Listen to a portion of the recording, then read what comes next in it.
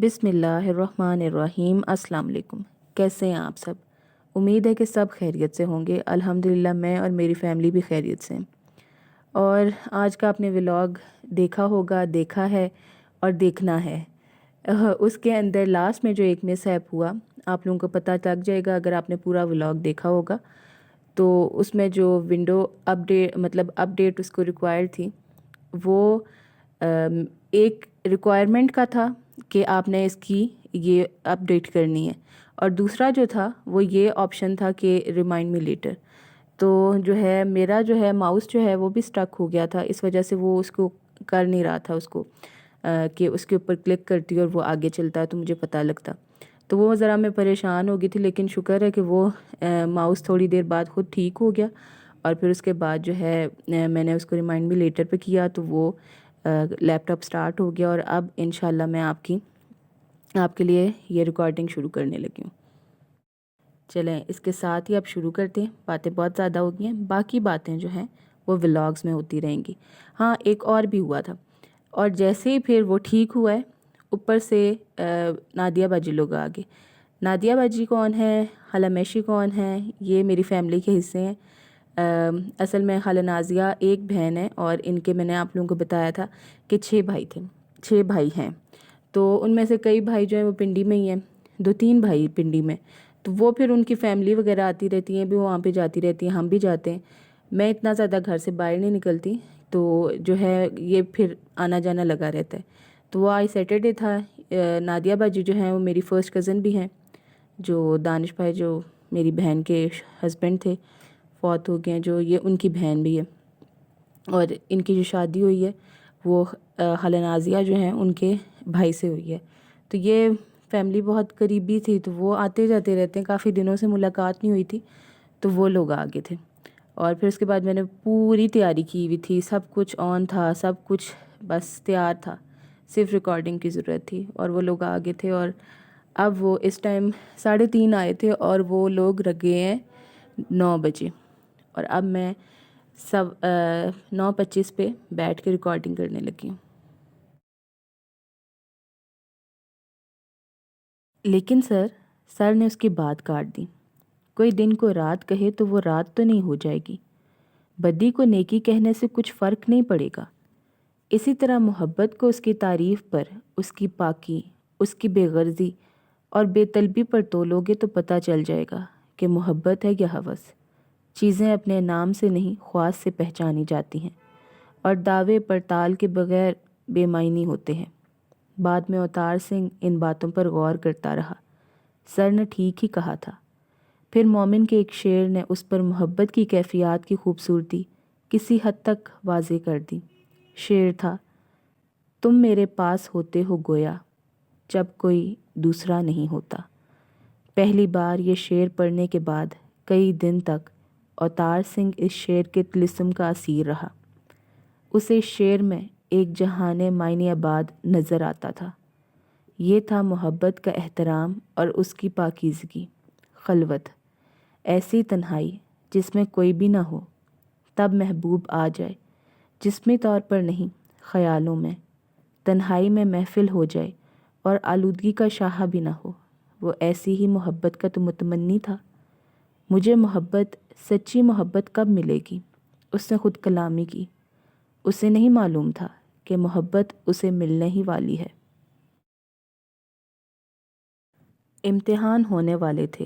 اس شام وہ سکون سے پڑھائی کے غرض سے کوٹھے پر چلا گیا۔ اوپر جاتے ہی اسے افسوس ہونے لگا۔ اب تک یہاں نہ آ کر اس نے بڑی ناقدری کی تھی۔ وہ تو بڑا خوبصورت ماحول تھا، فضا میں چنبیلی کی مہک پھیلی ہوئی تھی۔ سورج غروب ہونے میں ابھی دیر تھی۔ کوٹھے پر بید کی بنی ہوئی کرسیاں پڑی تھیں۔ وہ ایک کرسی پر بیٹھ گیا، کتاب کھولی اور پڑھنے میں مصروف ہو گیا۔ سچ یہ ہے کہ وہاں پڑھنے میں اسے بہت لطف آ رہا تھا۔ پھر ایک نسوانی آواز نے اس کی محویت کے حصار کو توڑ دیا۔ اس نے کتاب سے نظریں ہٹائی۔ چند لمحوں میں وہ یہ بھول بھی گیا کہ کتاب اس کے ہاتھ میں ہے۔ اس آواز میں عجیب سا جادو تھا۔ وہ کانوں کی راہ سے اس کے جسم میں اتر کر جیسے خون کے ساتھ اس کی رگوں میں گردش کر رہی تھی۔ اتنی خوبصورت آواز۔ اس کے ذہن میں بس یہی خیال تھا۔ پہلے تو ذرا دیر وہ کچھ بھی نہیں کچھ سمجھ سکا، اس آواز کو سننے کے سوا وہ کچھ کر ہی نہیں سکتا تھا۔ مگر پھر اس نے غور کیا، وہ آواز کسی سے گفتگو نہیں کر رہی تھی، ورنہ گفتگو میں تو وقفہ بھی ہوتا ہے۔ اس کی سمجھ میں آ گیا کہ وہ لڑکی بلند آواز میں کچھ پڑھ رہی ہے۔ لڑکی اس لیے کہ اپنی آواز کی کھنک سے وہ بہت کم عمر لڑکی لگ رہی تھی۔ اس نے سوچا آواز اتنی خوبصورت ہے تو وہ خود کتنی خوبصورت ہوگی۔ پھر اسے الجھن ہونے لگی، یہ لڑکی کیا پڑھ رہی ہے؟ اس کی سمجھ میں کیوں نہیں آ رہا ہے؟ اس نے کان لگا کر سننے کی کوشش کی۔ کچھ لفظ اس کی گرفت میں آئے مگر فوراً ہی محو بھی ہو گئے۔ وہ اس کے لیے اجنبی لفظ تھے، وہ کوئی اجنبی زبان تھی۔ اوتار سنگھ اردو، فارسی اور انگریزی پڑھتا تھا، چوتھی کوئی زبان اس کے علم میں نہیں تھی۔ وہ تجسس سے بحال ہو گیا، ابھی کیسے معلوم ہو کہ یہ کون سی زبان ہے؟ ویر جی سے مدد لی جائے۔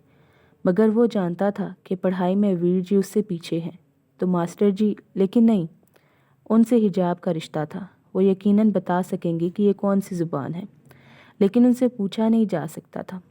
ابھی وہ اس الجھن میں تھا کہ آواز خاموش ہوگی۔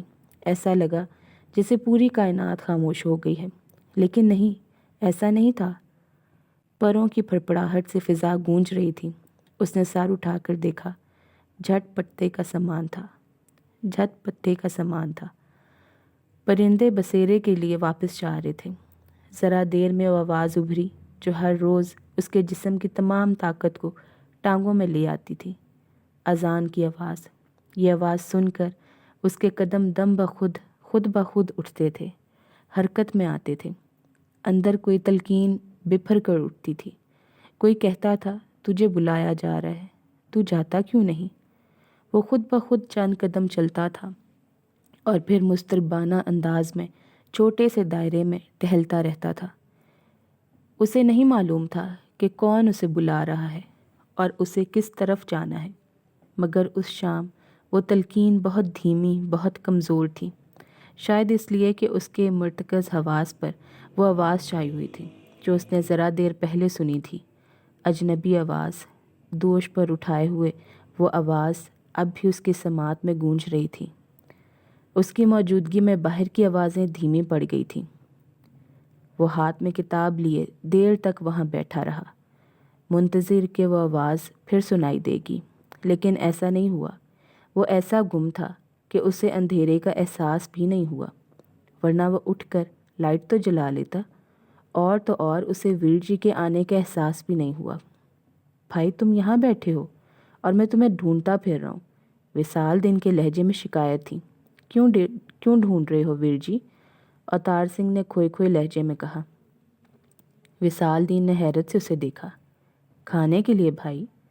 اچھا، کھانے کا وقت ہو گیا، کہاں کھوئے ہوئے بھائی؟ اور یہاں بیٹھنا تو لائٹ تو جلا لیتے۔ اب اوتار سنگھ اسے کیا بتاتا کہ اسے کچھ ہوش ہی نہیں۔ اس نے بات بنائی، دل ہی نہیں چاہا، اندھیرا اچھا لگ رہا ہے۔ اچھا اب نیچے چلو۔ اوتار سنگھ کا دل تو نہیں چاہ رہا تھا، مگر وہ خاموشی سے اٹھ کھڑا ہوا۔ اگلے روز شام کے وقت اس کے قدم خود بخود اٹھے اور وہ کوٹھے کی طرف چل دیا۔ کتابیں اس کے ہاتھ میں تھیں۔ بیت کی کرسی پر بیٹھ کر اس نے کتاب کھولی اور پڑھنے کی کوشش کی، لیکن اس کا دھیان تو کہیں اور تھا۔ اس کی تمام حصوں کی طاقت سماعت میں متمجہ ہو گئی تھی۔ اس کی نظریں کتاب کے کھلے صفحے پر تھیں، مگر اسے ایک حرف بھی دکھائی نہیں دے رہا تھا۔ لیکن وہاں ہر طرف خاموشی تھی، ایک غیر معمولی خاموشی۔ وہ مضطرب ہوا اور اٹھ کر ٹہلنے لگا۔ کیا ہوا؟ کیا اب وہ آواز سنائی نہیں دے گی؟ وہ پریشانی سے سوچتا رہا۔ کیا وہ اتفاق تھا؟ بس ایک دن کی بات تھی؟ ہاں، بالکل ممکن ہے۔ اس کے اندر سے کسی نے جواب دیا۔ اب کیا ضروری ہے کہ روز اسی وقت وہ آواز سنائی دے؟ اس خیال سے وہ اتنی تیزی سے اور اتنا زیادہ مایوس ہوا کہ اسے حیرت ہونے لگی۔ کیا صرف ایک بار سننے کے بعد وہ آواز اس کے لیے اتنی اہم ہو گئی کہ وہ اتنا مایوس ہو گیا؟ ایسا ہوتا تو نہیں۔ وہ یہ سب کچھ سوچتا رہا، ٹہلتا رہا۔ اس کے اندر عجیب سی کشمکش تھی۔ دل کہتا تھا ابھی وہ آواز سنائی دے گی، اور دماغ کہتا تھا یہ ضروری نہیں۔ لیکن بہت سست رفتاری سے وقت گزر رہا تھا۔ اس کی بے چینی بہت تیزی سے بڑھ رہی تھی، پھر وہ بے چینی وحشت میں تبدیل ہو گئی۔ اس کی مٹھیاں بھینچ گئی، پورا جسم اینٹنے لگا۔ اس کے اندر ایک خواہش مچلی، جی چاہا وہ پوری قوت سے چلائے، اے نیچے والی، تم چپ کیوں ہو، بولتی کیوں نہیں؟ اور اس خواہش کا گلا گھونٹنا بہت مشکل تھا۔ وجود کی پوری طاقت صرف کرنے کے باوجود اس کے ہونٹ بری طرح لرز رہے تھے۔ بے تاب زبان دہن میں اینٹنی جا رہی تھی۔ اوتار سنگھ نے گھبرا کر اپنا دھیان ہٹانے کی کوشش کی۔ اس نے پڑھائی کے بارے میں سوچا، ماسٹر جی اور ویر جی کے بارے میں سوچا، پتا جی اور اماں کے بارے میں سوچا، لیکن اس سے سوچا نہیں گیا۔ دماغ گراموفون کی سوئی کی طرح اسی آواز پر اٹکا ہوا تھا۔ اس نے ماتا جی کے بارے میں سوچنے کی کوشش کی، اس سے پوری طرح سوچا تو نہیں گیا، البتہ وحشت قدرے کم ہو گئی، مگر اب بھی صورتحال تسلی بخش نہیں تھی۔ اچانک اسے خیال آیا کہ وہ کیوں نہ اس آواز والی کے بارے میں سوچے۔ یہ اس کے پاس آخری ترکیب تھی۔ خوش قسمتی سے وہ کارگر ثابت ہوئی۔ اس خیال سے ہی اس کا مضطرب وجود پرسکون ہو گیا۔ چند لمحوں میں وہ سب کچھ بھول کر اس کے بارے میں سوچنے لگا۔ نیچے والوں کے بارے میں اسے بتایا تو گیا تھا، لیکن اس نے کبھی دلچسپی نہیں لی تھی، دھیان سے نہیں سنا تھا۔ رنجنا نیچے جاتی تھی، کبھی کبھی وہ ان سے باتیں کیا کرتی تھی۔ اب تعلق جڑا تھا تو اوتار سنگھ رنجنا کی باتوں کو یاد کرنے کی کوشش کر رہا تھا، مگر دشواری ہو رہی تھی کیونکہ وہ رنجنا کی باتیں دھیان سے سنتا ہی نہیں تھا۔ سو اب اسے اس چونٹی کی سی مشقت کرنی پڑی تھی جو اپنی طاقت سے زیادہ بوجھ اٹھا کر بل تک جاتی ہے۔ وہ بڑی مشکل سے رنجنا سے حاصل ہوئی معلومات کو یاد کرتا اور پھر ترتیب دیتا۔ یہ گھر ایک بہت بڑے سرکاری افسر کا تھا، خاندانی لوگ تھے۔ ان کے ہاں بیٹا کوئی نہیں تھا، بیٹیاں 3 تھیں، ایک 14 سال کی، دوسری 12 اور تیسری 10 سال کی۔ ان کے یہاں آنے سے 1 سال پہلے سرکاری آفیسر کا انتقال ہو گیا۔ اب گھر میں ان ماں بیٹیوں اور 2 نوکروں کے سوا کوئی نہیں تھا۔ چمن بوا اور بہادر علی دونوں پشتین ملازم تھے اس گھر کے۔ مرنے والے کے واجبات میں بڑی رقم ملی تھی، باقاعدگی سے پینشن آتی تھی اور اب اوپر کے مکان کا کرایہ بھی تھا، چنانچہ تنگی کوئی نہیں تھی۔ وہ خوشحال لوگ تھے۔ ماں کو بس یہی فکر تھی کہ تینوں بیٹیوں کے ہاتھ پیلے ہو جائیں تو بوجھ ہلکا ہو۔ اوتار سنگھ کو خوشی ہوئی، دھیان سے نہ سننے کے باوجود اتنا کچھ اسے یاد تھا۔ ہاں وہ متاسف ضرور تھا کہ پتہ نہیں کتنی اہم باتیں حافظے میں نہیں رہی ہوں گی۔ بہرحال اسے اتنا پتہ چل گیا کہ وہ آواز ان 3 لڑکیوں میں سے کسی کی ہے۔ کس کی؟ یہ فی الوقت اسے معلوم نہیں تھا۔ یہ سب کچھ سوچتے ہوئے اس کا دھیان پوری طرح بٹ چکا تھا اور وہ پرسکون ہو گیا تھا، ایسا پرسکون کہ نہ اسے اپنا اضطراب یاد تھا اور نہ ہی اس کا سبب۔ وہ ذہن پر زور دے رہا تھا، نیچے والوں کے بارے میں سنی ہوئی اور باتیں یاد کرنے کی کوشش کر رہا تھا۔ پھر اسے ایک اور اہم بات یاد آئی۔ نیچے رہنے والے سب لوگ مسلمان تھے، ویر جی، اماں اور چچا جی کی طرح۔ اسی لمحے وہ آواز ابھری اور اس کے ساتھ ہی وہ سب کچھ بھول گیا۔ وہ مترنم دل نشیں آواز لمحہ بلمحہ بلند ہو رہی تھی، وہی اجنبی زبان، وہی مخصوص لحن۔ وہ نہیں سمجھ سکا کہ آواز بلند نہیں ہو رہی تھی، دراصل وہ اس کے پورے وجود میں دوڑ رہی تھی، گونج رہی تھی۔ اس کے وجود میں اس آواز کے سوا کچھ بھی نہیں تھا۔ وہ جیسے کسی طلسم کا اسیر ہاتھ میں کھلی کتاب لیے سامنے کے صفحے پر نظریں جمائے ساکت و صامت بیٹھا تھا، لیکن وہ پڑھ نہیں رہا تھا، وہ صرف سن رہا تھا، ایسے کہ وہ اپنی مرضی سے ہاتھ بھی نہیں ہلا سکتا تھا۔ پھر آواز کی وہ ڈور اچانک ہی ٹوٹ گئی، ہر طرف سکوت چھا گیا۔ اسے لگا کہ اس کا وجود بالکل خالی ہو گیا ہے، جیسے زندگی جیسے اس آواز سے لپٹ کر اس آواز کے ساتھ رخصت ہو گئی ہے۔ وہ بیٹھا رہا، اسے امید تھی کہ وہ آواز پھر سنائی دے گی، لیکن چند لمحوں بعد اذان کی آواز سنائی دی۔ اندھیرا ہو گیا تھا اور وہ اس آواز کا انتظار کیے جا رہا تھا۔ پھر اچانک اسے اندھیرے کا احساس ہوا اور اس کے ساتھ یاد آیا کہ گزشتہ روز ویر جی اوپر آئے تھے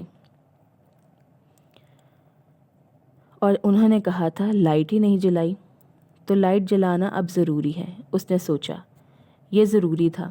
اب اس کے پاس ایک مقدس راز تھا جسے افشا نہیں ہونے دینا تھا۔ سب کو یہی سمجھنا چاہیے کہ وہ سکون سے پڑھنے کی غرض سے کوٹھے پر آتا ہے۔ انتظار کی اس کیفیت نے اس کے وجود کو شل کر دیا تھا۔ اس پر عجیب سی کسل مندی طاری تھی۔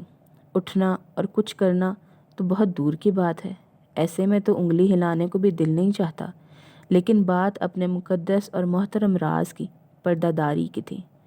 وہ یوں ہی نہیں بیٹھا رہ سکتا تھا۔ اس کے سامنے دو ہی راستے تھے، ایک تو یہ کہ وہ اٹھے، کتابیں لے اور نیچے چلا جائے، لیکن وہ ایسا نہیں کر سکتا تھا۔ کون جانے وہ آواز پھر جادو جگائے، اسے انتظار میں تو تھا۔ دوسرا راستہ یہ تھا کہ وہ اٹھ کر لائٹ جلائے اور کتاب کھول کر پڑھنے کی اداکاری کرتا رہے۔ اس نے اٹھ کر لائٹ جلا دی۔ اب کتاب کے صفحے پر نظریں جمائے وہ اس آواز کا منتظر تھا، لیکن وہ آواز نہیں آئی۔ نہ جانے کتنے دن گزر گئے۔ اتنا ہوش کسے تھا کہ دنوں کی گنتی کرتا۔ ایک سحر تھا جس میں اوتار سنگھ گرفتار تھا۔ اندھیرا ہوتے اس کا انتظار شروع ہوتا۔ وہ شام کے اس مخصوص وقت کے انتظار میں وقت گزارتا جب وہ آواز ابھرتی تھی۔ حالانکہ وہ انتظار بے معنی تھا۔ وہ ذرا سا غور کر لیتا تو یہ بات خود اس کی سمجھ میں بھی آ جاتی، لیکن وہ تو خود فراموشی کی کیفیت میں تھا۔ اس نے یہ نہیں سوچا کہ اب وہ آواز تو ہر پل ہر وقت اس کے ساتھ رہتی ہے۔ وہ تو جیسے اس کی سماعت سے، اس کے وجود سے جڑ گئی ہے۔ وہ کلاس روم میں ہو یا گھر میں، کلاس میں لیکچر ہو یا گھر میں ماسٹر جی پڑھا رہے ہوں، وہ آواز اس کے کانوں میں بسی رہتی تھی، اس کے وجود میں گونجتی رہتی تھی۔ اور اتنے دنوں میں اسے یہ معلوم ہو گیا تھا کہ وہ آواز صرف اس مخصوص وقت میں آتی ہے۔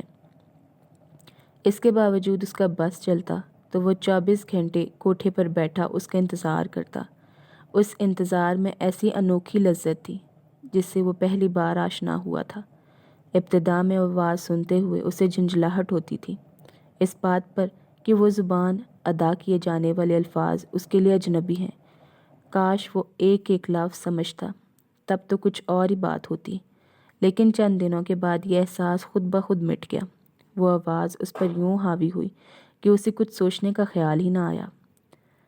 ہاں، اسے یہ احساس ہوتا کہ جو بات بھی کہی جا رہی ہے وہ سمجھ میں نہ آنے کے باوجود اس کے اعصاب کو پرسکون کر دیتی ہے، اس کے دل اور دماغ کو طمانینت سے بھر دیتی ہے۔ اس کا پورا وجود جیسے ایک بہت خوبصورت کیفیت میں جھومنے لگتا ہے، اور یہ کیفیت صرف اس کی داخلی نہیں، باہر بھی ایسا ہی کچھ ہوتا ہے۔ بیلیں، پودے، پھول سب جھوم رہے ہوتے ہیں۔ ہر شے میں، حتیٰ کہ بے جان دیواروں میں بھی ایک سپردگی آمیز ارتعاش محسوس ہوتا ہے۔ امتحان شروع ہوئے اور ختم بھی ہو گئے۔ اب نتیجہ آنے تک چھٹیاں تھیں۔ یہ دن اس کے لیے آزمائش بن گئے۔ اس کا جی چاہتا کہ صبح ہی سے کوٹھے پر چلا جائے رات تک کے لیے، لیکن وہ جانتا تھا کہ یہ ایک غیر معمولی بات ہوگی جس پر سب غور کریں گے اور بالآخر اس کا راز افشاں ہو جائے گا، اور وہ یہ گوارا نہیں کر سکتا تھا۔ چنانچہ اس نے معمول سے ہٹ کر کچھ نہیں کیا، لیکن وقت گزارنا اس کے لیے دوبھر ہو گیا۔ وہ شام تک کا وقت گزارنے کے لیے بادلوں کی طرح مضطرب ادھر ادھر پھرتا رہتا، اور شام ہوتے کتابیں اٹھا کر کوٹھے کا رخ کرتا۔ وصال دین چھوٹے ٹھاکر کے اس نئے معمول سے بے خبر نہیں تھا، لیکن اس نے اس معاملے میں تجسس نہیں کیا۔ کچھ تو یہ کہ اس کی فطرت میں تجسس تھا ہی کم، دوسرا یہ کہ معمول اس کے لیے بہت بہتر تھا۔ اسے اماں اور ابا کی نصیحت یاد تھی۔ جب اوتار سنگھ نیچے ہوتا تھا تو اسے عصر اور مغرب کی نماز کے لیے نظر بچا کر جانا ہوتا تھا، اور قرآن شریف کی تلاوت ایک الگ مسئلہ تھی۔ اب اوتار سنگھ کے اس نئے معمول نے اس کا مسئلہ حل کر دیا۔ تجسس نہ کرنا اپنی جگہ، مگر وصال دین کا مشاہدہ بہرحال برا نہیں تھا۔ یہ تو اس سے نہیں چھپ سکا کہ اوتار سنگھ اب بہت مضطرب رہتا ہے۔ اس میں کچھ مشاہدے کا کمال بھی نہیں تھا۔ اوتار سنگھ کا اضطراب ایسا تھا کہ اس کے انگ انگ سے چھلکتا نظر آتا تھا۔ تاہم غیر متجسس وصال دین نے اس پر زیادہ غور نہیں کیا۔ یہ کیفیت گاؤں جانے کی خواہش کی وجہ سے بھی ہو سکتی تھی، اور امتحان دینے کے بعد نتیجے کے انتظار میں بھی ایسا ہوتا ہے۔ کچھ بھی ہو، وصال دین کے لیے تو معمول نعمت تھا۔ اوتار سنگھ اوپر ہوتا تو وہ بڑے سکون سے اپنے معمولات میں مگن رہتا۔ وہ اوپر جاتا تو صرف کھانے کے وقت کھانے پر، اوتار سنگھ کو بلانے کے لیے۔ चुनाचा अवतार सिंह सुकून से अपने रास्ते पर चलता रहा। मगर उस शाम बड़े ठाकुर का टेलीग्राम आ गया। उन्होंने इतला दी थी कि अगले रोज़ वो आ रहे हैं। विशाल दी ने टेलीग्राम पढ़ा। उसके जिस्म में सनसनी दौड़ने लगी। खुशी की ये खबर सुनाने के लिए वो आंधी तूफान की तरह कोठे की तरफ दौड़ा। अवतार सिंह अपनी महबूब आवाज़ में इस तरह गुम था कि कोई तूफान भी उसे नहीं चौंका सकता था। उसे विशाल दिन की आमद का पता ही नहीं चला।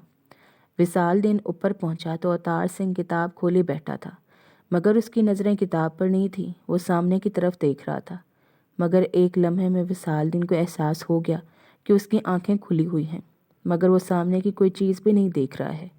वो डर गया कि क्या हो गया है भाई को, लेकिन चंद लम्हों में उसका डर दूर हो गया। उसे एहसास हो गया कि भाई कहीं खोया हुआ है, दुनिया और माफिया से बेखबर। विशाल दिन ने इधर उधर देखा, कहीं कोई नहीं था। वहाँ बहुत पुरसकून माहौल था। फिर अचानक उसे उस आवाज़ की मौजूदगी का एहसास हुआ। वो नस्वानी आवाज़ नीचे से आ रही थी, मगर उसमें उसे कोई गैर मामूली बात महसूस नहीं हुई। वो अवतार सिंह की आंखों के सामने से गुजरा और बराबर वाली कुर्सी पर बैठ गया। लेकिन शायद अवतार सिंह ने उसे देखा नहीं, या देखा भी तो बहरहाल उसकी महवियत नहीं टूटी। उसने अवतार सिंह को पुकारने का इरादा किया। उसे खुद ब खुद ये एहसास हुआ कि उसे ज़ोर से नहीं पुकारना चाहिए, जैसे कोई बेअदबी होगी। चुनाचा उसने 3-4 बार उसे धीरे से पुकारा, भाई भाई, ठाकुर जी का टेलीग्राम आया है। लेकिन अवतार सिंह की महवियत नहीं टूटी। परेशान होकर उसने अवतार सिंह को नरमी से हिलाया। भाई क्या हो गया तुम्हें, कहाँ खोए हुए हो? पहली बार अवतार सिंह की महवियत टूटी। उसने विशाल दिन को देखा, मगर उसकी निगाहों में बेगानगी थी। क्या बात है? उसने दुरुस्त लहजे में कहा। विशाल दिन को झटका लगा। अवतार सिंह ने पहले कभी इस तरह से बात नहीं की थी। वो सहम गया। वो छोटे ठाकुर, अवतार सिंह ने होंठों पर उंगली रखते हुए कहा। कुछ मत बोलो, बस सुनते रहो। अब विशाल दिन में बोलने की हिम्मत नहीं थी। न जाने अवतार सिंह उसे क्या सुनने को कह रहा था। वहाँ नीचे से आने वाली उस नस्वानी आवाज़ के सिवा सुनने को कुछ भी नहीं था। उसे सुनते सुनते वो खुद भी उस आवाज़ में खो गया। न जाने कितनी देर हो गई। फिर अवतार सिंह ने उसे चौंकाया। सुन रहे हो ना वीर जी? इस बार उसके लहजे में नरमी और अपनाइयत थी।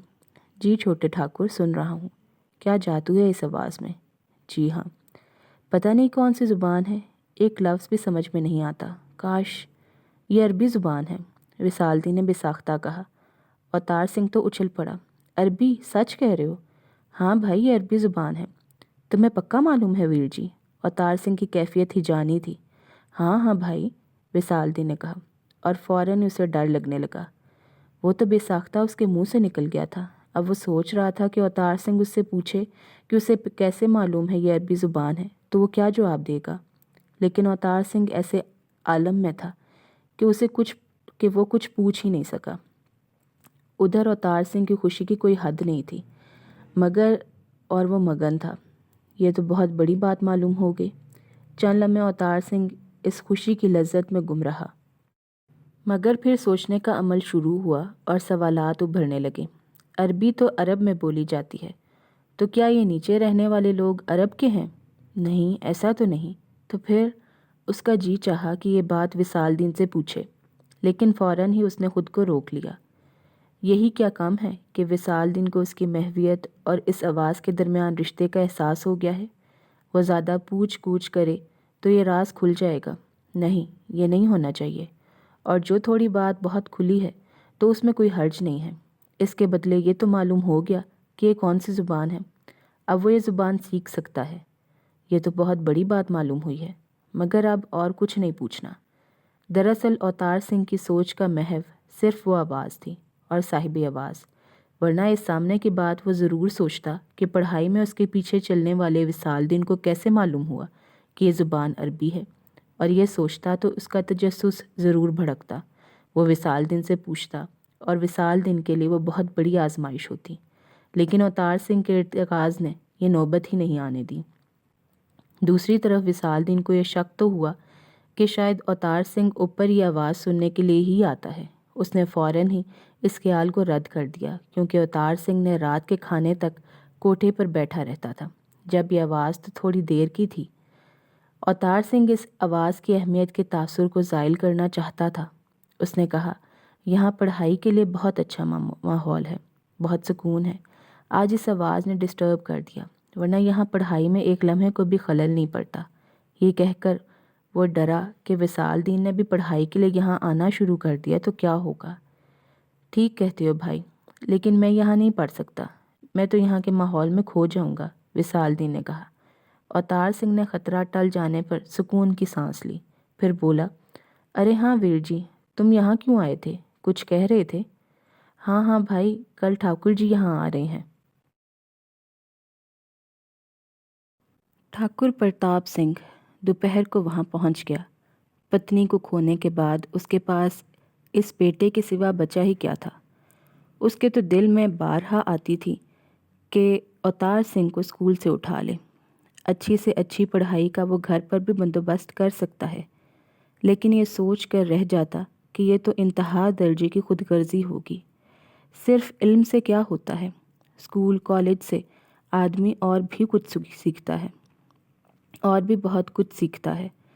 ٹھاکروں کی گڑی میں بند رہے گا تو اس کا بیٹا علم حاصل کرنے کے باوجود کنویں کا مینڈک ہی رہے گا۔ اب مہینوں سے وہ بیٹے کی صورت دیکھنے کو ترس رہا تھا۔ جانتا تھا کہ اب گرمیوں کی چھٹیاں ہونے والی ہیں، اس کے باوجود اس سے رہا نہیں گیا۔ 3 دن بیٹے کے ساتھ گزارنے کی نیت سے وہ دہلی چلا آیا، اور اب اس کا رویہ ایسا تھا کہ وہ بیٹے کو ایک پل کے لیے بھی نظروں سے دور نہ ہونے دیتا۔ شام کو اوتار سنگھ کتابیں لے کر اوپر جانے لگا تو ٹھاکر نے اسے ٹوکا، کہاں جا رہے ہو پتر؟ اوتار سنگھ چور سا ہو گیا، اوپر کوٹھے پر پتا جی، وہاں پڑھائی اچھی ہوتی ہے۔ پر اب تو امتحان ہو چکے ہیں نا، پھر پڑھائی کیسی؟ اب بڑی کلاسیں ہیں پتا جی، اور میں کلاس کے مقابلے میں ایڈوانس رہنا چاہتا ہوں۔ ٹھاکر کا سینہ فخر سے چوڑا ہو گیا۔ ابھی پڑھائی کو چھوڑو، 3 دن تو میرے ساتھ گزارو۔ ٹھیک ہے پتا جی، اوتار سنگھ نے مرے مرے لہجے میں کہا۔ ٹھاکر کو فرض شناس اور ذمہ دار بیٹے پر پیار آ گیا۔ اچھا چلو، میں بھی تمہارے ساتھ چلتا ہوں، تم پڑھائی کرنا، میں تمہیں دیکھتا رہوں گا۔ مایوس اوتار سنگھ کے لیے یہ بہت غنیمت تھا۔ دونوں اوپر چلے گئے۔ ابھی آواز کے طلوع ہونے کا وقت نہیں ہوا تھا۔ اوتار سنگھ ترسے ہوئے باپ سے باتیں کر سکتا تھا، ویسے بھی اسے احساس جرم ہو رہا تھا۔ وہ کتنا خود غرض تھا، باپ اس کے ساتھ وقت گزارنے کے لیے اتنی دور سے آیا تھا اور وہ اس آواز کی وجہ سے اسے ٹال رہا تھا۔ اس نے کتابیں بے پرواہی سے رکھ دیں اور باپ کی طرف متوجہ ہوا۔ گاؤں کا کیا حال ہے پتا جی؟ ٹھیک ہے، سب ٹھیک ہے، ٹھاکر نے کہا، لیکن تم پڑھتے کیوں نہیں؟ پڑھ لوں گا پتا جی، پہلے آپ سے باتیں تو کر لوں، میں بہت مس کر رہا تھا آپ کو۔ ٹھاکر کا دل خوش ہو گیا، لیکن اسے بیٹے کی پڑھائی کا احساس بھی تھا۔ وہ بولا، تم پڑھتے رہو، میں بس تمہیں دیکھ کر ہی خوش ہو لوں گا۔ لیکن میں تو آپ کو نہیں دیکھ سکوں گا، احساس جرم کے شکار بیٹے نے کہا۔ اور پڑھائی کی کوئی بات نہیں پتا جی، امتحان تو ہو چکے ہیں۔ ہاں یہ تو ہے۔ اچانک اوتار سنگھ کو بہت کچھ یاد آ گیا۔ اس کا احساس جرم اور بڑھ گیا۔ ارے اس آواز کے چکر میں وہ سب کو جو اس سے محبت کرنے والوں کو کیسے بھول گیا۔ اتنے دن اسے کسی کی یاد نہیں آئی، کسی کا خیال نہیں آیا۔ واقعی یہ تو خود غرضی کے انتہا ہے۔ اسے اماں بھی یاد نہیں آئی۔ پتا جی، اماں کیسی ہیں؟ چاچا کا کیا حال ہے؟ اس نے پوچھا۔ سب ٹھیک ہیں پتر، تمہیں بہت یاد کرتے ہیں، ٹھاکر نے بتایا۔ اور تم سناؤ، یہاں کا کیا حال ہے؟ سب ٹھیک ہے پتا جی، بس مجھے ایک ٹیچر کی ضرورت ہے۔ ٹھاکر چونکا۔ خیریت؟ کانتی پرساد جی تو ہیں نا؟ مجھے عربی پڑھنی ہے پتا جی۔ یہ کہتے ہوئے اوتار سنگھ اپنے آپ میں چور سا ہو گیا۔ اور کم وقت میں مجبوراً حاصل کرنی ہے، اس لیے کہ کامل استاد کی ضرورت ہے، اور کم وقت میں عبور حاصل کرنا ہے، اس لیے کسی کامل استاد کی ضرورت ہے۔ ٹھاکر کچھ چوکنا سا ہو گیا۔ مگر عربی کیوں پتر؟ نہیں، بس جی چاہتا ہے میرا، اوتار سنگھ نے سادگی سے کہا۔ بس جی چاہتا ہے میرا، اوتار سنگھ نے سادگی سے کہا۔ ٹھاکر نے چند لمحے سوچا، پھر بولا، یہ کوئی بڑا مسئلہ نہیں، میں جانے سے پہلے اس کا بندوبست کر دوں گا۔ مگر اب گرمیوں کی چھٹیاں شروع ہونے والی ہیں، پھر تم گاؤں چلے آؤ گے، کیوں نہ گرمیوں کی چھٹیوں کے بعد کے لیے بات کی جائے؟ اوتار سنگھ گڑبڑا گیا۔ اب تو وہ ایک لمحہ بھی ضائع نہیں کرنا چاہتا تھا، اور پتا جی 3 ماہ کی بات کر رہے تھے؟ پتا جی اس بار میں چھٹیاں یہیں گزاروں گا۔ کیوں پتر، ایسا کیوں؟ ٹھاکر نے بوکھلا کر کہا۔ پتا جی مجھے عربی شروع سے پڑھنی ہے۔ یوں سمجھیں کہ عربی میں 10 سال پیچھے ہوں۔ بہت محنت کروں اور چھٹیوں میں بھی پڑھوں تو کچھ بات بنے گی۔ ٹھاکر نے شکایتی نظروں سے بیٹے کو دیکھا، لیکن پھر اس کے علم کی تڑپ پر پیار آ گیا۔ تم چھٹیوں میں بھی پڑھنا چاہتے ہو نا؟ جی پتا جی۔ ٹھیک ہے، یہ سب مجھ پر چھوڑ دو، ٹھاکر نے اٹھتے ہوئے کہا۔ اوتار سنگھ کی چھٹیوں کے 2 وہ مہینے ٹھاکر کے لیے اب بڑی اہمیت رکھتے تھے۔ وہی ایک عرصہ تو تھا جس میں اسے بیٹے کی قربت ملتی تھی۔ وہ راجپوت تھا، محبت میں بھی آن کا خیال رکھتا تھا۔ وہ خود کو بیٹے پر تھوپتا نہیں تھا، ہر وقت اس سے چپکے رہنے کی کوشش نہیں کرتا تھا، بلکہ وہ تو اس کے اور اپنے درمیان فاصلہ رکھتا تھا۔ لیکن وہ اس کے ہر پل کی خبر ضرور رکھتا تھا۔ وہ اسے چپکے دیکھتا تھا۔ اس کے لیے بہت بڑی خوشی تھی کہ اس عرصے میں اس کا بیٹا ہر وقت اس کی نگاہوں کے سامنے ہے۔ ان 2 مہینوں میں وہ رات کو بہت ہی کم سوتا تھا۔ بعض اوقات تو وہ رات بھر سوتا ہی نہیں تھا، بیٹھا رہتا تھا اور بیٹے کو دیکھتا رہتا تھا۔ اور اب وہ اس عرصے کو کھو دینا کیسے گوارا کر سکتا تھا؟ مگر بیٹے کی بات ٹالنا بھی ممکن نہیں تھا۔ وہ بیٹھ کر اسی مسئلے پر سوچتا رہا۔ بالآخر اسے اس کا حل مل گیا۔ اگلے روز وہ اسکول گیا اور اس نے پرنسپل کے سامنے یہ مسئلہ رکھا۔ یہ کوئی بڑی بات نہیں، پرنسپل نے سب کچھ سننے کے بعد مسکراتے ہوئے کہا۔ مولوی برکت علی عربی میں استاد کامل ہے، مگر مجھے سمجھ نہیں آتا کہ آپ کے بیٹے کو عربی کی کیا سوجی؟ من موجی ہے سر وہ تو، اور علم کی بڑی لگن ہے اسے۔ چلیں ٹھیک ہے، میں کل مولوی صاحب کو آپ کی طرف بھیج دوں گا۔ ایک مسئلہ اور ہے، ٹھاکر نے ہچکچاتے ہوئے کہا۔ فرمائیں ٹھاکر صاحب۔ اوتار سنگھ گرمیوں کی چھٹیوں میں بھی پڑھنا چاہتا ہے۔ آپ کا مطلب ہے گاؤں میں؟ جی ہاں، ٹھاکر نے کہا، پھر جلدی سے بولا۔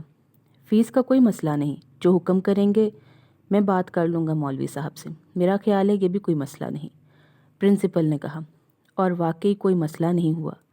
مولوی برکت علی 2 ماہ کی چھٹیاں ٹھاکروں کی گڑی میں گزارنے کے لیے بخوشی تیار ہو گئے۔ مولوی برکت علی نہ صرف باشرع مسلمان تھے بلکہ بہت بڑے عاشق رسول بھی تھے۔ عربی اور فارسی ان کے لیے مادری زبان کی طرح تھی، لیکن عربی سے تو انہیں عشق تھا، کیوں نہ ہوتا؟ وہ ان کے محبوب صلی اللہ علیہ وآلہ وسلم کی زبان جو تھی، اور پھر علوم دینی کے تمام خزانے اسی زبان میں تھے۔ اللہ نے کیسی عزت، کیسا شرف عطا فرمایا ہے اس زبان کو، کہ اپنا کلام پاک بھی اسی زبان میں عطا فرمایا ہے۔ مگر مولوی صاحب کے لیے وہ دور بڑا دکھ دینے والا تھا۔ قدریں بڑی تیزی سے تبدیل ہو رہی تھیں، سب کچھ بدل گیا تھا، تعلیم کا انداز بدل گیا تھا۔ جب سر سید احمد خان نے پہلی بار آواز اٹھائی تھی کہ مسلمانوں کے لیے انگریزی زبان سیکھنا بہت ضروری ہو گیا ہے، تو مسلمانوں کا رد عمل بہت منفی تھا۔ سر سید کو کیسے خطابات دیے گئے، انگریزوں کا پٹھو ٹوڈی کہا گیا، انہیں جوتوں کا ہار پہنایا گیا، لیکن وہ اپنی جگہ ڈٹے رہے۔ انہوں نے صرف زبان سے نہیں، عمل سے بھی ثابت کیا کہ ان کا موقف درست ہے اور مسلمانوں کی بقا اسی میں ہے۔ شروع میں مولوی برکت علی بھی سر سید کے مخالف تھے، مگر پھر بات ان کی سمجھ میں آ گئی۔ جیسے انگریز ہندوستان میں آئے تھے، ویسے ہی دنیا کے بہت سے ملکوں پر قابض ہوئے تھے۔ اس کے نتیجے میں انگریزی کو پوری دنیا میں فروغ حاصل ہوا۔ اب اس زبان میں اسلام اور مسلمانوں کے خلاف زہریلا اور بے بنیاد پروپیگنڈا ہو رہا تھا، اور وہ بہت متاثر تھا، کیونکہ یک طرفہ تھا۔ اس کی تردید کرنے والا، اس کا مدلل جواب دینے والا کوئی نہیں تھا، کیونکہ مسلمان تو انگریزی سے ناواقف تھے۔ انہیں معلوم ہی نہیں تھا کہ حضور صلی اللہ علیہ وآلہ وسلم کے اور اسلام کے خلاف کیسی ہرزہ سرائیاں ہو رہی ہیں، اور تردید نہ ہونے کے نتیجے میں جہاں انگریزی پڑھی نہ سمجھی جاتی تھی، وہاں اسلام کے متعلق لغو تصورات فروغ پا رہے تھے۔ اسلام کو ظالمانہ دین سمجھا جا رہا تھا۔ سر سید نے ایک طرف تو علی گڑھ یونیورسٹی قائم کی، اور دوسری طرف ان کے رفقا نے اس مذموم اور جھوٹے پروپیگنڈے کا جواب دینا شروع کیا، اور وہ بھی منہ توڑ مدلل جواب۔ یہی فرماتے رہے تیغ سے پھیلا اسلام، یہ نہ ارشاد ہوا توپ سے کیا پھیلا ہے۔ تب مسلمانوں کو احساس ہوا کہ بے خبری میں ان کے اور ان کے دین کے ساتھ کیا ہو رہا ہے۔ جہالت کی دھند چھٹنے لگی۔ پھر قرآن پاک کا انگریزی اور دوسری یورپی زبانوں میں ترجمے کا سلسلہ شروع ہوا۔ جاہل مولویوں نے اس پر بڑا واویلا مچایا، فتوے لگائے، لیکن مولوی برکت علی کو ہوش آ گیا۔ وہ تو ہر چیز کو قرآن پاک کی روشنی میں سمجھنے کی کوشش کرتے تھے، اور قرآن میں اللہ نے جگہ جگہ فرمایا تھا کہ یہ قرآن سراسر ہدایت ہے تمام انسانوں کے لیے، روشنی ہے پوری انسانیت کے لیے۔ تو پھر یہ مسلمانوں کا فرض نہیں کہ قرآن کو تمام انسانوں تک پہنچانے کا اہتمام کریں، اس زبان میں اللہ کے اس پیغام کو منتقل کر کے پہنچائیں جو زبان لوگوں کی ہو۔ تو یہ دوسری زبانوں میں قرآن کا ترجمہ گناہ نہیں، فرض ہے، اور فرض کو پورا نہ کرنا گناہ ہے۔ دوسری بات مولوی برکت علی نے قرآن سے یہ سمجھی کہ کسی زبان سے نفرت کرنے کا کوئی جواز نہیں۔ اللہ نے سورہ رحمان میں فرمایا ہے، ہم نے انہیں بولنا سکھایا۔ گویا دنیا میں جتنی بھی زبانیں بولی جاتی ہیں سب اللہ نے ہی سکھائی ہیں انسان کو۔ سر سید کی تحریک کامیاب رہی۔ دشمنان اسلام کو پہلی بار احساس ہوا کہ ان کی لغو اور بے بنیاد باتوں کو بآسانی رد کیا جا سکتا ہے، اور اتنی آسانی سے رد کیے جانے کے نتیجے میں ان کی پوزیشن خراب ہو رہی ہے۔ اس کے نتیجے میں وہ محتاط ہوئے اور ان کی ہرزہ سرائیاں محدود ہوئی۔ ترجمے کے نتیجے میں قرآن پاک اور اسلامی لٹریچر دنیا بھر میں پہنچا، اور ہزاروں انسانوں نے اللہ کی ہدایت سے استفادہ کیا۔ وہ صحیح معنوں میں احیاء اسلام کی تحریک تھی۔ خود مولوی برکت علی نے بڑے ذوق و شوق سے انگریزی سیکھی۔ تب ان کی آنکھیں کھلی کہ دشمنان اسلام غیر جانبدار لوگوں کے سامنے اسلام کا کتنا خراب امیج بنا رہے تھے۔ لیکن مسلمانوں میں ایک خرابی ہے، بھیڑ چال کی۔ وہ آنکھیں بند کر کے ایک راستے پر چلتے ہیں تو چلتے ہی جاتے ہیں۔ انہوں نے انگریزی کو قبول کیا تو اس کے ساتھ انگریزی کلچر کی تقلید اندھا دھند کرنے لگے۔ اشعار میں انگریزوں کی نقالی ہونے لگی۔ عربی کو غیر ملکی زبان سمجھ لیا گیا۔ جو تعلیم ضروری سمجھی جاتی تھی اسے غیر ضروری سمجھ لیا گیا۔ وہ انگریزی پڑھنے کا بنیادی مقصد اور غرض و غایت بھول گئے۔ اس کے نتیجے میں وہ خود دین سے دور ہونے لگے۔ مولوی برکت علی جلنے کڑنے کے سوا کیا کر سکتے تھے؟ ان کے اپنے لیے روزگار کا کوئی مسئلہ نہیں تھا۔ وہ 4 ٹیوشن پکڑ لیتے تو کشادگی کے ساتھ گزر بسر ہو سکتی تھی۔ یہ اسکول بہت بڑا تھا، اس لیے یہاں پھر بھی عربی کے اسٹوڈنٹ موجود تھے، ورنہ عام اسکولوں میں تو عربی کی تعلیم کا سلسلہ منقطع ہی ہو چکا تھا۔ ایسے میں پرنسپل صاحب کی وساطت سے انہیں اس ٹیوشن کی آفر ہوئی تو وہ افسردہ بھی ہوئے، خوش بھی اور متجسس بھی۔ انہیں بتایا گیا کہ عربی پڑھنے کا یہ شوقین طالب علم راجپوت ہے۔ یہ ان کے لیے عبرت کی بات تھی، افسردگی کی بات تھی کہ کسی مسلمان بچے کو یہ شوق کیوں نہیں ہوا۔ ایک ہندو عربی پڑھنا چاہتا ہے، اس پر انہیں خوشی بھی ہوئی، مگر ان کا تجسس بہت بڑا تھا۔ ایک ہندو کو عربی سیکھنے کی کیا ضرورت پیش آ گئی؟ بہرحال انہوں نے اس پیشکش کو قبول کر لیا۔ چھٹیاں شروع ہونے سے ایک دن پہلے وہ ٹھاکر پرتاپ سنگھ اور اوتار سنگھ سے ملے۔ ٹھاکر نے ان سے فیس کے بارے میں استفسار کیا تو وہ بولے، فیس کی کوئی بات نہیں ہے، جو آپ خوشی سے دیں گے میرے لیے بہت کافی ہوگا۔ ٹھاکر ان کے اس جواب سے بہت متاثر ہوا۔ تو آپ گرمی کی چھٹیاں ہمارے ساتھ گزاریں گے؟ جی ہاں، لیکن پہلے میں برخوردار سے کچھ بات کرنا چاہتا ہوں۔ ضرور۔ مولوی صاحب نے اوتار سنگھ کو بہت غور سے دیکھا۔ وہ انہیں بہت اچھا لگا۔ اس کی کشادہ پیشانی غیر معمولی طور پر روشن تھی، آنکھیں بے حد چمکدار اور متجسس، اور اس کے چہرے پر عجیب سی پاکیزگی تھی۔ وہ انہیں متوقع نظروں سے دیکھ رہا تھا، جیسے ان کی پوچھ گچھ کا منتظر ہو، اور لگتا تھا کہ وہ ڈر رہا ہے کہ کہیں وہ اسے منع نہ کر دیں۔ بیٹا، آپ کو اچانک یہ خیال کیوں آیا کہ آپ کو عربی پڑھنی چاہیے؟ مولوی صاحب نے پوچھا۔ وہ سپٹا گیا۔ جی وہ بس میرا دل چاہتا ہے عربی پڑھنے کو۔ بغیر کسی وجہ کے؟ جی نہیں، میں سمجھتا ہوں کہ آدمی کو زیادہ سے زیادہ زبانیں سیکھنی چاہیے۔ اس بار اوتار سنگھ نے اعتماد سے کہا۔ مولوی صاحب کے لیے جواب تسلی بخش تھا، لیکن ابھی ان کے پاس ایک اعتراض اور موجود تھا۔ تو یہ کام اسکول کھلنے کے بعد بھی ہو سکتا ہے، گرمیوں کی چھٹیوں میں ہی کیوں؟ اب تو تم 10 ماہ بعد گھر جاؤ گے، وہاں لوگوں سے ملنے جلنے، کھیلنے کودنے کو دل نہیں چاہے گا؟ جی میں وقت ضائع نہیں کرنا چاہتا، میں جلد سے جلد عربی پر دسترس حاصل کرنا چاہتا ہوں۔ برخوردار، میں آپ کو بتا دوں کہ عربی جلد بازی میں سیکھی جانے والی زبان نہیں ہے۔ مولوی صاحب کا لہجہ سخت ہو گیا۔ دنیا میں سب سے زیادہ سخت اور منضبط قواعد اس زبان کی ہے۔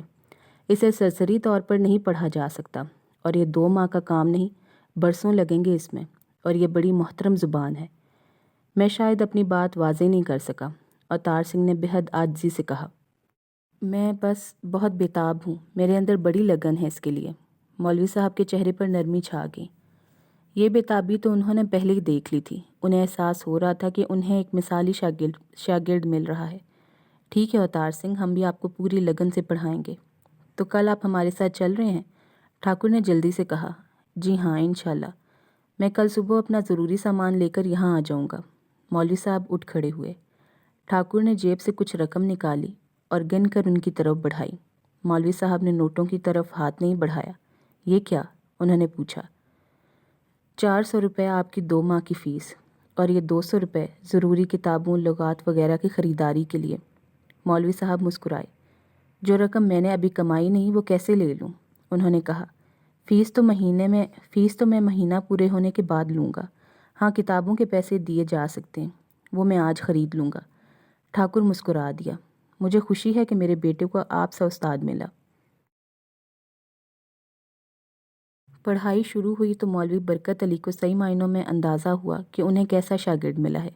ان کی زندگی درس و تدریس میں گزری تھی۔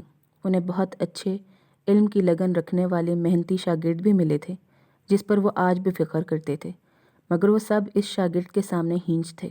وہ حصول علم کے لیے پڑھتے تھے، لیکن یہ لڑکا تو جیسے پڑھتا نہیں تھا، یہ تو عربی سے عشق کرتا تھا۔ وہ پڑھاتے اور وہ والہانہ انداز میں سنتا۔ ذہن اس کا ایسا تھا، یا پھر یہ عشق کا کمال تھا کہ انہیں کبھی کوئی بات دہرانے کی ضرورت نہیں پڑی۔ وہ جو سنتا اسے ذہن نشین کر لیتا۔ سو زبان رسول مقبول صلی اللہ علیہ وآلہ وسلم سے عشق کرنے والے مولوی برکت علی کو اپنے اس شاگرد سے محبت ہوگی، مگر وہ متجسس تھے۔ عربی زبان سے اس ہندو لڑکے کی محبت ان کی سمجھ سے بالاتر تھی۔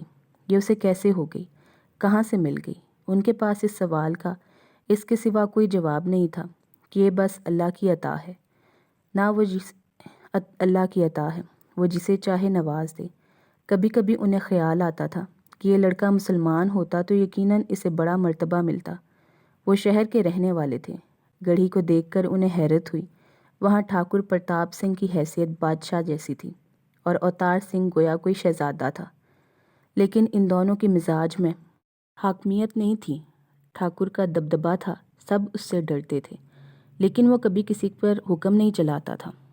اور اوتار سنگھ تو پڑھنے کے سوا کسی چیز سے غرض نہیں رکھتا تھا۔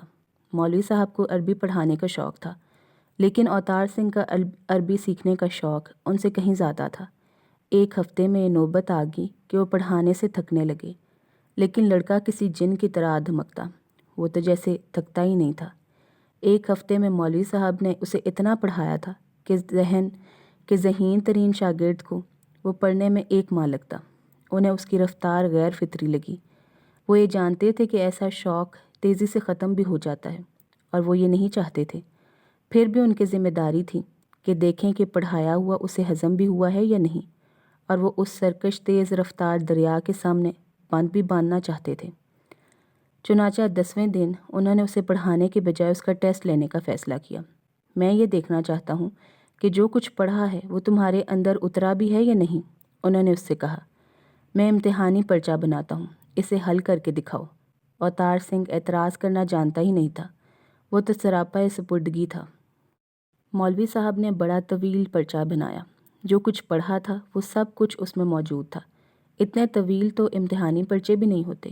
وہ پرچہ اسے تھما کر وہ مطمئن ہو گئے اور اطمینان سے پاؤں پھیلا کر لیٹ گئے۔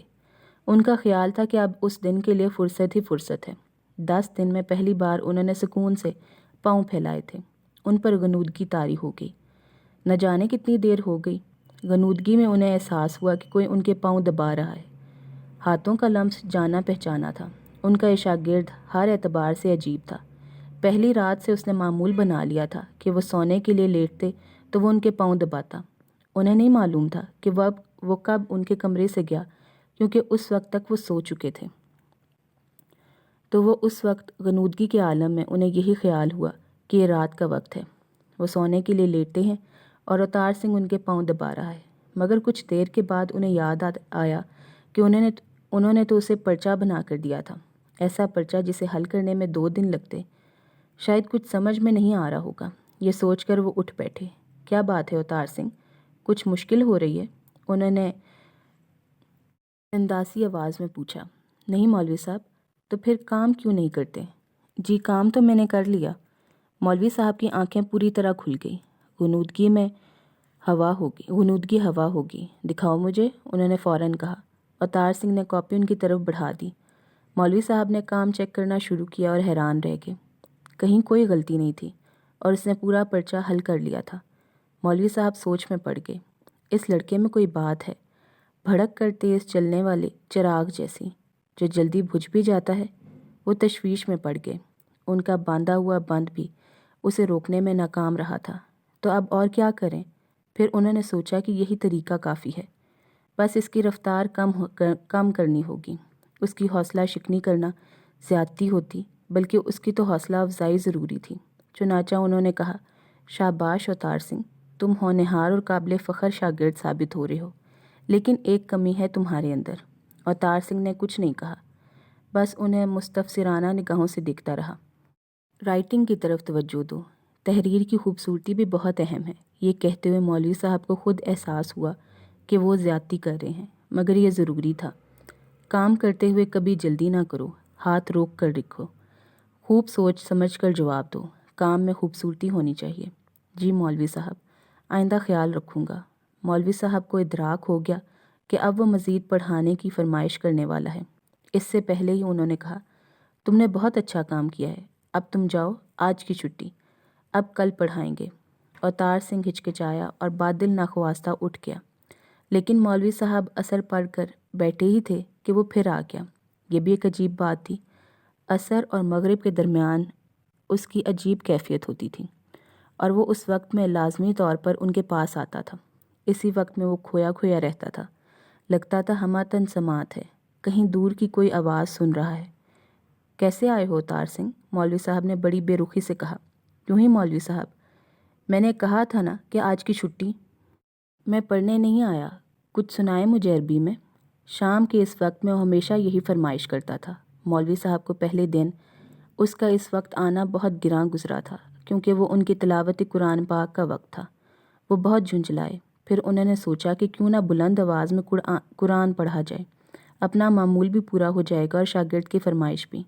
اس خیال پر پہلے تو وہ ڈرے، وہ ایک راجپوت کے گھر میں تھا، مگر پھر انہوں نے سوچا کہ یہ کیسے پتہ چلے گا کہ وہ قرآن پڑھ رہے ہیں۔ چنانچہ وہ قرآن سنانے بیٹھ گئے۔ پھر یہ روز کا معمول بن گیا۔ اس وقت بھی انہوں نے قرآن پاک کی تلاوت شروع کر دی۔ مولوی برکت علی حافظ قرآن بھی تھے، بڑی خوبصورت قرأت کرتے تھے۔ قرأت کرتے ہوئے ان پر کیفیت طاری ہو جاتی تھی۔ تاہم اس کیفیت سے پہلے وہ اوتار سنگھ کو بہت غور سے دیکھتے، اس کے چہرے پر انہماک ہوتا، آنکھیں کسی غیر مرئی شے پر جمی ہوتی اور ان میں چمک ہوتی، مگر اسے دیکھ کر احساس ہوتا کہ وہ یہاں نہیں ہے، کہیں اور بیٹھا کچھ اور سن رہا ہے۔ اس روز بھی اسے دیکھتے دیکھتے ان پر کیفیت طاری ہو گئی۔ گرمیوں کی چھٹیوں کے لیے دہلی سے روانہ ہوتے وقت اوتار سنگھ کا عجیب حال تھا۔ آخری رات وہ بہت دیر تک کوٹھے پر بیٹھا۔ وہ پورے چاند کی رات تھی، ہر چیز چاندنی میں نہائی ہوئی اور روشن روشن تھی۔ وہ بہت اداس تھا۔ 2 ماہ کی جدائی کا خیال روح فرسا تھا۔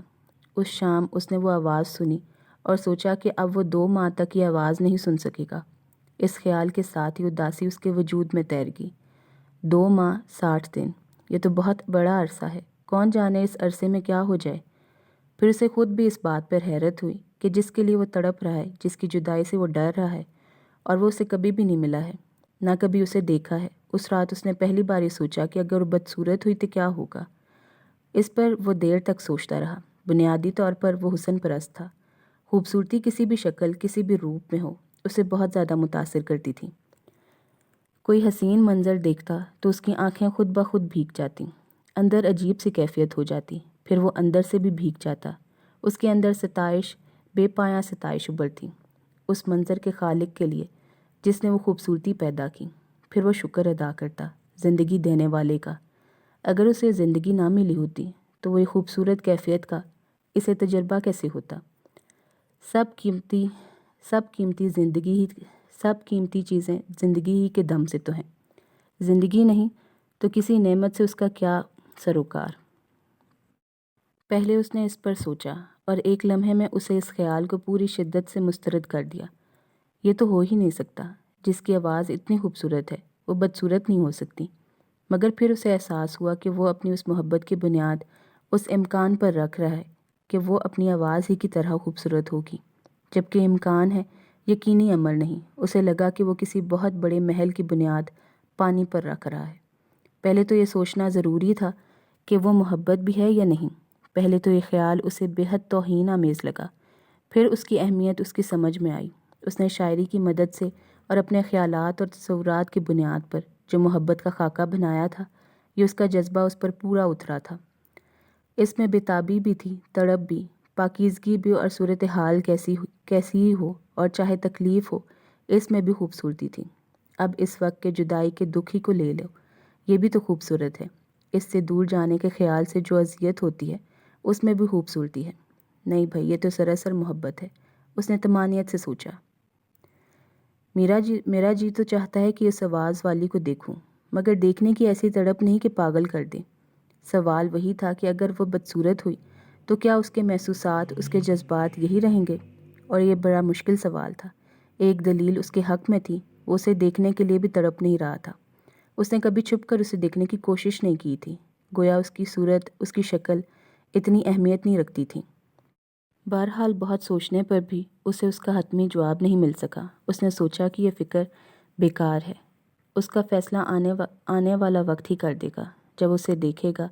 اگر وہ بدصورت ہوئی تو اس کا جذبہ اسے دیکھنے کے بعد کمتر ہو گیا تو یہ ثابت ہو جائے گا کہ وہ محبت نہیں ہے، اور ایسا ہوا تو اسے بہت دکھ ہوگا، وہ صدمہ ہوگا اس کے لیے۔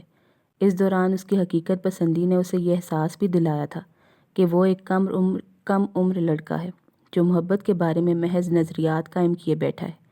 یہی نہیں، وہ محبت کا متمنی بھی ہے۔ گویا وہ ایک ایسا نوجوان ہے جسے محبت سے محبت ہے، جو پہلا موقع ملنے پر بھی کسی سے بھی محبت کر سکتا ہے۔ یہ خیال بھی کچھ حوصلہ افزا نہیں تھا۔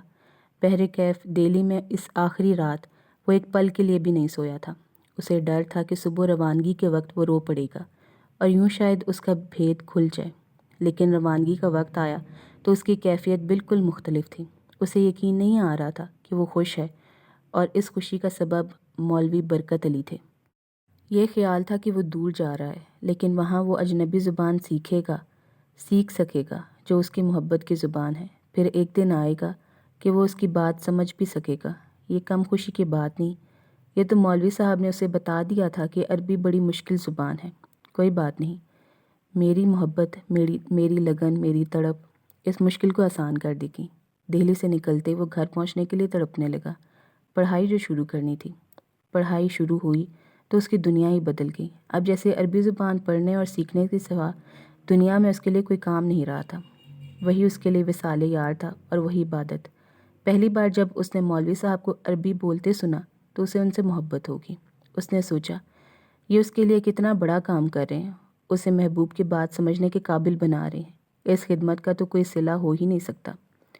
پھر گڑھی میں پہلی شام آئی، وہ وقت جب وہ کوٹھے پر جاتا تھا، وہ آواز سنتا تھا۔ وہ وقت آیا تو وہ بےتاب ہو گیا۔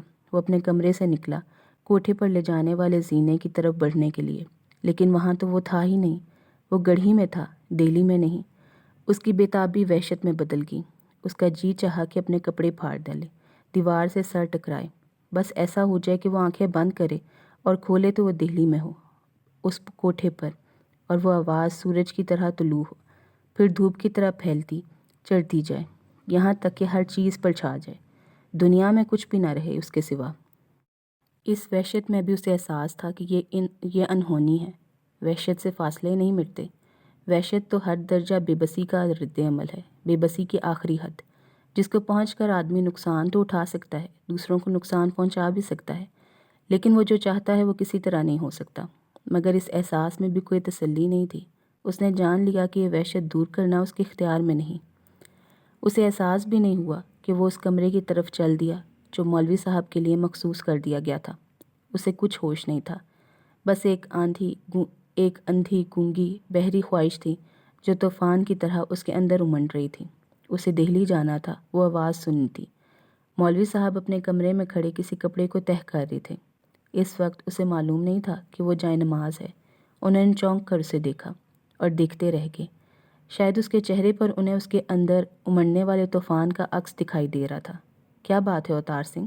انہوں نے دھیمے لہجے میں پوچھا۔ اوتار سنگھ کے اندر بےتابی کی آگ بھڑک رہی تھی، لفظ اسے مل ہی نہیں سکتے تھے۔ وہ مولوی صاحب عربی، اس نے بمشکل کہا۔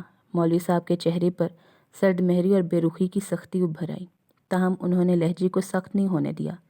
میں نے تمہیں صبح ہی بتا دیا تھا، پڑھائی ٹائم ٹیبل کے مطابق ہوگی اور ایک ہی پڑھانے والا میں ہوں، ہر فیصلہ میرا ہوگا۔ لہجہ نرم تھا لیکن لفظ بہت سخت تھے اور ان میں قطعیت تھی۔ کوئی اور وقت ہوتا تو اوتار سنگھ میں آگے بڑھ کر بات کرنے کی جرت نہ ہوتی، لیکن اس وقت وہ ایک ٹرانس میں تھا۔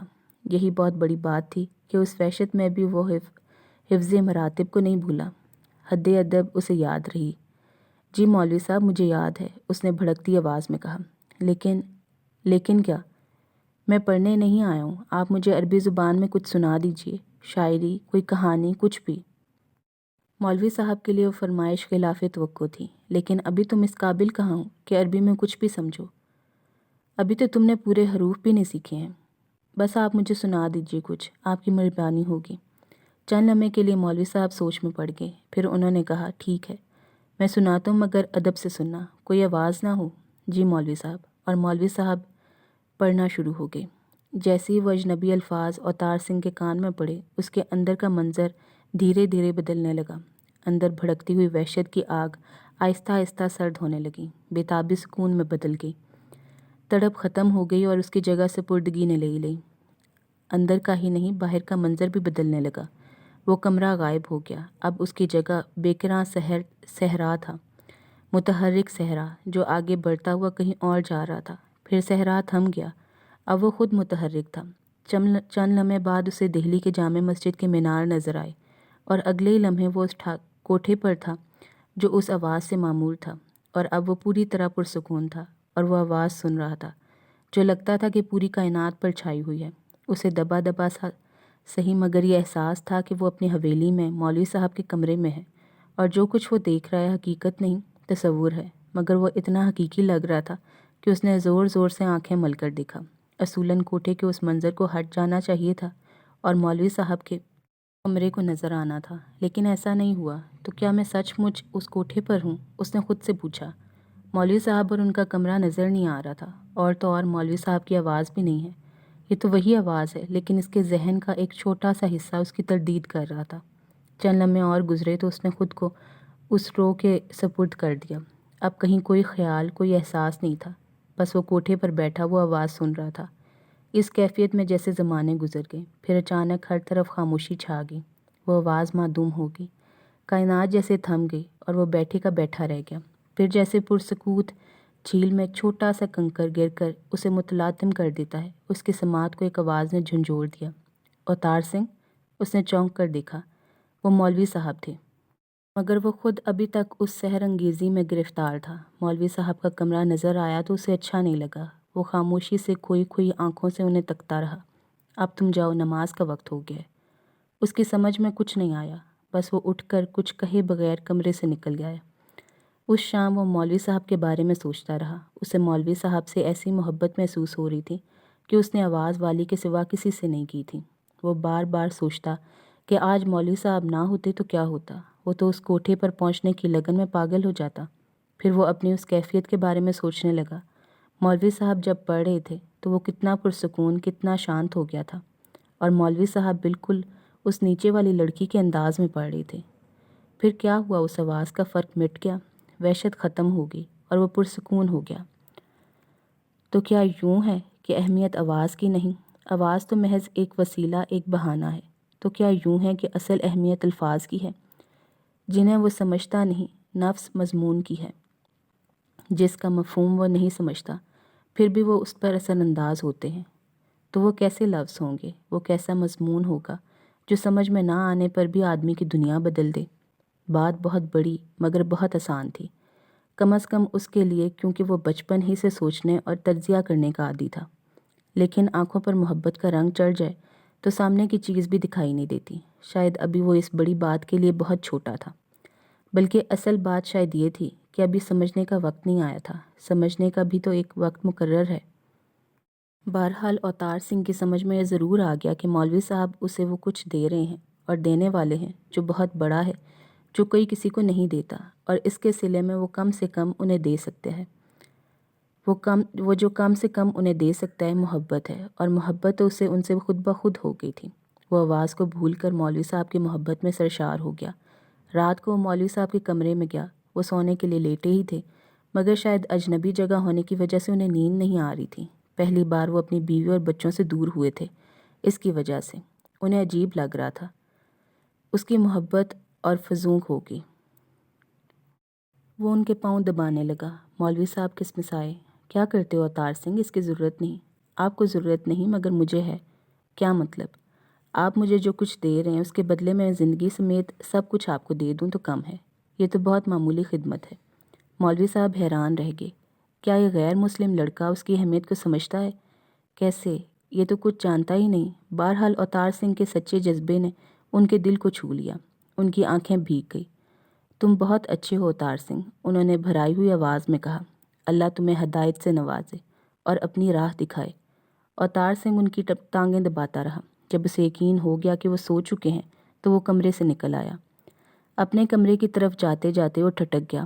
اسے پتا جی کا خیال آ گیا۔ وہ بھی تو اپنے کمرے میں اکیلے ہوں گے اور جاگ رہے ہوں گے۔ ابھی وہ مولوی صاحب کی خدمت کر کے آیا ہے، لیکن اسے کبھی پتا جی کا خیال نہیں آیا۔ کتابیں بتاتی ہیں کہ ماں باپ اور استاد کا ایک ہی درجہ ہوتا ہے اور وہ دنیا میں سب سے زیادہ محترم ہوتے ہیں۔